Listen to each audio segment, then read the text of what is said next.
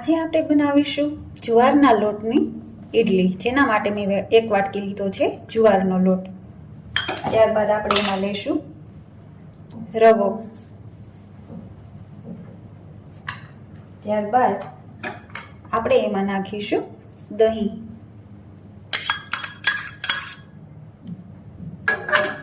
હવે આપણે આને મિક્સ કરી લઈશું।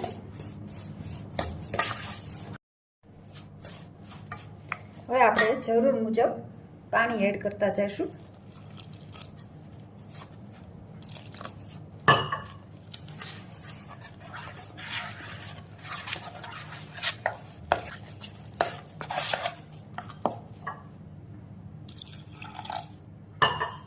હલાવતા રહીશું એને।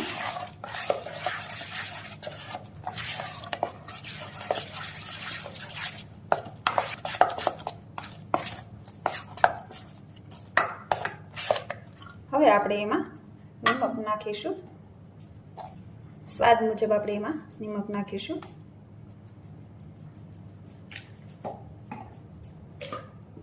ત્યારબાદ ખાંડ નાખીશું, થોડું પાણી નાખીને આપણે હલાવી લઈએ।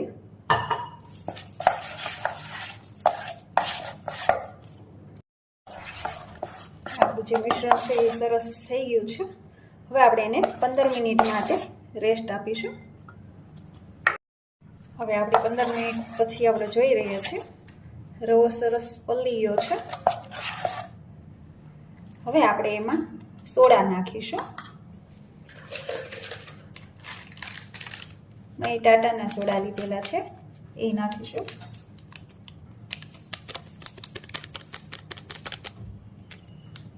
એક ચમચી, અડધી ચમચી જેટલા આપણે એડ કરીશું। ત્યારબાદ આપણે એને એક્ટિવેટ કરવા માટે લીંબુનો રસ નાખીશું।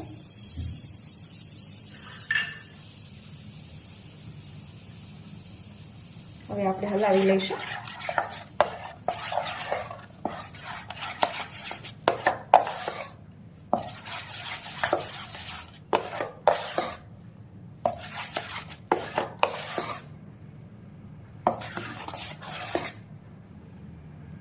તૈયાર થઈ ગયું છે આપણું બેટર। હવે આપણે એનો વઘાર લગાવીશું। વઘાર માટે મેં અહીંયા તેલ એક પાવડો ઉપર લઈ લીધું છે, જે ગરમ કરીને લીધું છે। હવે એમાં આપણે રાઈ નાખીશું, ત્યારબાદ આપણે હિંગ નાખીશું। હવે આ વઘારને આપણે બેટરની અંદર એડ કરી દઈશું।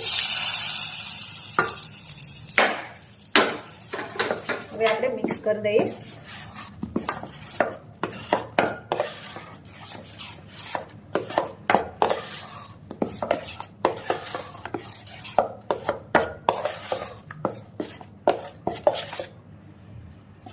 હવે આપણું બેટર તૈયાર છે।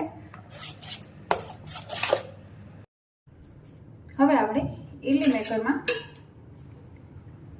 તેલ લગાવી લઈશું।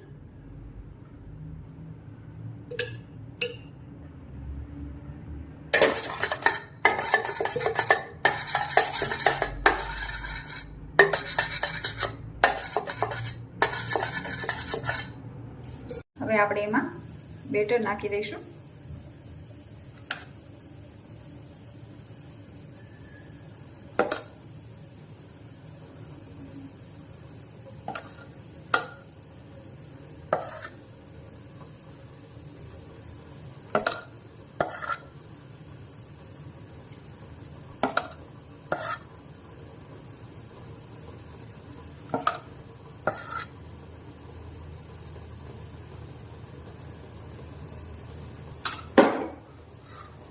હવે આપણે એને ઢાંકણ ઢાંકીને 5 થી 10 મિનિટ માટે રહેવા દઈશું।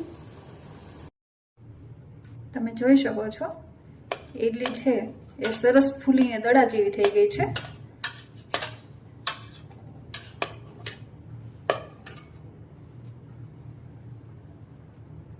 હવે આપણે એને 5 મિનિટ આપણે એમને રહેવા દઈશું અને પછી એને પ્લેટમાં કાઢી લઈશું।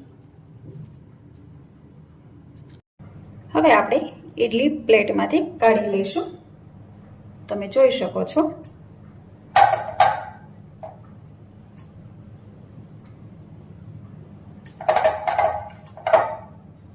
તમે જોઈ શકો છો કેવી સરસ ફૂલીને દડા જેવી થઈ છે. જો તમને મારી આ ઈડલીની રેસીપી પસંદ આવી હોય તો મારી ચેનલને સબસ્ક્રાઇબ કરો, લાઈક કરો અને શેર કરો.